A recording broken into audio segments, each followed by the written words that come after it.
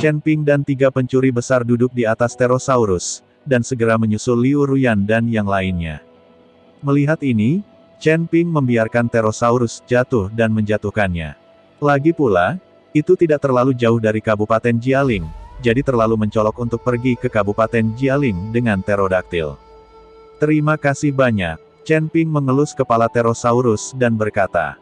Pterosaurus meraung, sepertinya menanggapi Chen Ping, lalu melebarkan sayapnya dan terbang menjauh. Chen Ping, kamu baik-baik saja. Melihat ekspresi tertekan Chen Ping, Liu Ruyan bertanya dengan sedih. Aku baik-baik saja. Chen Ping tersenyum dan menggelengkan kepalanya. Tuan Chen, tubuhmu sangat lemah. Bagaimana kamu bisa seperti ini? Penatua ketiga melihat bahwa Chen Ping tidak terluka, tetapi napasnya sangat lemah, jadi dia bertanya dengan bingung. Tuan Chen membuatnya seperti ini dengan memetik buah guntur hari itu. Pohon guntur itu sangat mesum hari itu, ia mampu mengirimkan kekuatan petir untuk membombardir orang-orang yang memetik buah guntur. Kata Daji. Tanda seru. Apa, Tuan Chen? Anda memilih buah guntur langit? Ihe bertanya dengan tidak percaya setelah mendengar ini. Orang harus tahu bahwa Thunder Eagle King mampu mengatasi kesengsaraan, dan Chen Ping hanya berada di peringkat kedua dari Body Fit Realm, jadi bagaimana dia bisa mendapatkan buah guntur langit? Selain itu, kekuatan guntur dan kilat Lei Su hari itu juga sangat kuat, bahkan jika dia berada di puncak alam fusion, dia akan terluka parah jika memukulnya, tetapi Chen Ping tidak terluka, tetapi napasnya lemah. Chen Ping mengangguk, aku memilih 3. Jika bukan karena kekuatan petir abnormal dari pohon guntur hari itu, kurasa aku bisa memilih beberapa lagi. Mendengar kata-kata Chen Ping, yang lain tidak bereaksi. Saya tidak tahu kekuatan pohon guntur hari itu. Tapi mata Yihe membelalak, dan dia berkata dengan tidak percaya, Tuan Chen, Anda benar-benar memilih 3 buah guntur surgawi. Ini benar-benar tidak dapat dipercaya. Bukankah Raja-Raja Wali Guntur menghentikan Anda? Saya tidak di sini sama sekali, saya seharusnya pergi ke Kabupaten Jialing, itulah mengapa saya mendapatkannya. Chen Ping menjelaskan. Tanda seru tanda tanya. Petik 2. Ihe tidak tahu bagaimana Chen Ping, seorang biksu dari peringkat kedua alam tubuh komposit, bisa menahan serangan kilat. Chen Ping hanya mengikuti Kaisar Iblis Yihe, termasuk menggunakan jembatan besi batu untuk menahan keluarga Ning. Hal itu telah dikatakan. Yihe tidak bisa tidak mengagumi kata-kata Chen Ping. Chen Ping berani dan banyak akal, tidak sembrono. Tapi tubuh fisik Chen Ping dapat secara paksa menahan pohon guntur berkali-kali. Serangan kilat juga merupakan keajaiban. Merchant, jangan menyebarkan berita tentang buah petir yang kamu dapat. Jika kamu menyebarkannya di konferensi apoteker, pasti akan menimbulkan banyak masalah. Tetua ketiga mengingatkan Chen Ping, jangan ceritakan, kata Yihe. Tanda seru. Petik 2, kata Daji. Ini agak merepotkan. Jika tidak berhasil, kami berada di luar Kabupaten Jialing, menunggu para tetua Fei Tianzong. Jika kami mengetahuinya, kami akan membunuh mereka secara langsung dan membiarkan mereka menyimpan rahasianya. Perut. Petik 2. Cahaya dingin di mata Liu Ruyan menyala. Demi Chen Ping, Liu Ruyan bersedia melakukan apa saja. Ke Kabupaten Jialing dulu. Petik 2. Chen Ping berkata. Beberapa orang mengangguk, lalu mulai berjalan ke arah Kabupaten Jialing. Sekte Kuali Giok. Setelah Chen Ping dan yang lainnya meninggalkan Sekte Kuali Giok, Nihem mengambil alih pengelolaan seluruh Sekte Kuali Giok. Karena ini adalah pertama kalinya dia mengelola sekte, Nihem merasa sedikit kewalahan. Penatua Ning, ada seorang gadis di luar sekte yang mengatakan dia ingin melihat Tuan Chen. Seorang murid Sekte Kuali Giok masuk ke aula dan berkata kepada Nihem. Gadis. Nihem sedikit mengernyit, dan segera bangkit dan berjalan keluar, karena dia bertemu Chen Ping, jadi Nihem tidak berani mengabaikannya. Meskipun Chen Ping tidak ada di sini, tetapi jika gadis ini adalah teman Chen Ping, jika dia mengabaikannya, dia akan mendapat masalah. Ketika Nihem keluar dari gerbang sekte, dia melihat seorang gadis dengan pakaian compang camping, dengan wajah jelek dan beberapa bekas luka di tubuhnya. Siapa kamu? Mengapa kamu mencari Tuan Chen? Petik 2. Tanya Nihem pada gadis itu. Namaku Yixia, Dan aku adalah putri dari Demon Imperial City.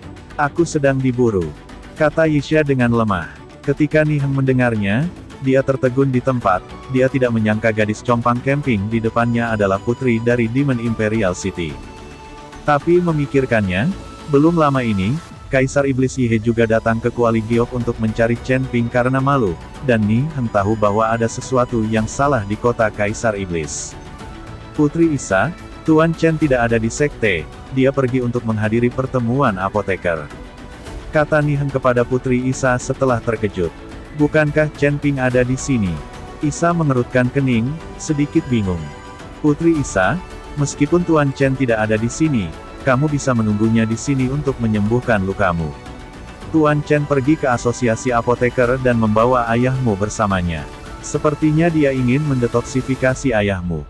Niheng menoleh ke Putri Isa Said. Ketika Putri Isa mendengar bahwa ayahnya bersama Chen Ping, dan juga menghadiri pertemuan apoteker, dia langsung santai. Jadi dia mengangguk dan berkata, terima kasih kalau begitu. Sama-sama. Setelah Niheng selesai berbicara, dia buru-buru mengundang Yixia ke sekolah Jade Cauldron, dan kemudian meminta Yixia untuk mandi dan mengganti pakaiannya. Setelah mandi, Isa mendapatkan kembali penampilan muda dan cantiknya.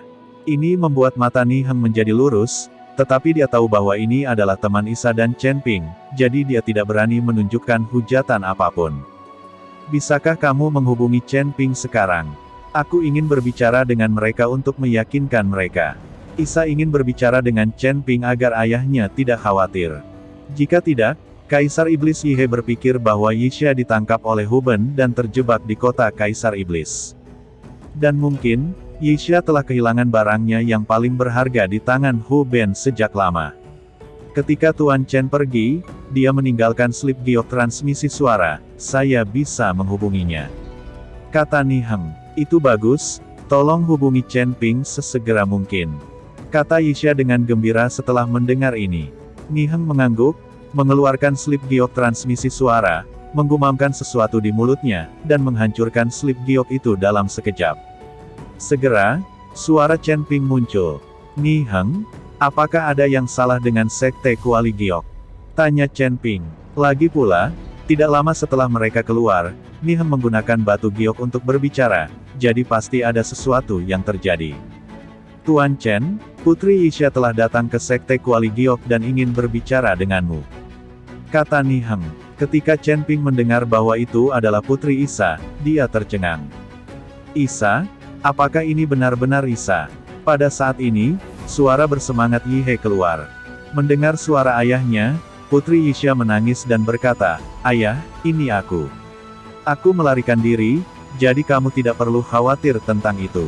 Ketika dia mendengar bahwa itu benar-benar suara Yixia, Yihe Yao Huang tercekat. Dan tidak bisa bicara ini, dia kata. Dan Chen Ping berkata dengan penuh semangat, Niheng, kamu harus melindungi Putri Isa selama kami tidak ada, mengerti? Petik 2. Mengerti. Niheng mengangguk. Setelah Yixia mengikuti Chen Ping dan mengucapkan beberapa kata lagi, suara itu menghilang. Lagi pula, slip giok transmisi suara juga memiliki batas waktu. Setelah mengetahui bahwa Yixia baik-baik saja, Yihe dan Chen Ping dalam suasana hati yang baik. Kecepatan grup juga meningkat. Tidak jauh dari Kabupaten Jialing, Chen Ping dan yang lainnya bertemu dengan sekelompok orang. Sekelompok orang ini mengenakan pakaian yang sama, dan pemimpinnya adalah seorang lelaki tua kurus. Sepertinya sekelompok orang ini juga menuju ke Kabupaten Jialing. Penatua ketiga, apakah Anda mengenal kelompok orang ini? Chen Ping bertanya kepada penatua ketiga. Jika orang-orang ini juga berpartisipasi dalam asosiasi apoteker, maka tetua ketiga harus mengenal satu sama lain. Karena mereka semua adalah apoteker, mereka seharusnya bertemu satu sama lain. Penatua ketiga melirik kerumunan, lalu menggelengkan kepalanya dan berkata, saya tidak tahu, tampaknya kelompok orang ini tidak terlihat seperti apoteker. Petik 2. Tuan Chen, dapatkah Anda melihat sesuatu? Chen Ping menggelengkan kepalanya sambil tersenyum. Chen Ping tidak melihat ada yang salah dengan kelompok orang ini, tetapi Chen Ping selalu merasa bahwa nafas kelompok orang ini berbeda dengan biksu biasa. Tapi Chen Ping tidak tahu apa yang berbeda, jadi dia bertanya pada tetua ketiga. Ketika sekelompok orang ini melihat Chen Ping dan yang lainnya, mereka tidak bisa menahan diri untuk tidak melihat kedua kali, lalu berjalan melewati Chen Ping dan yang lainnya.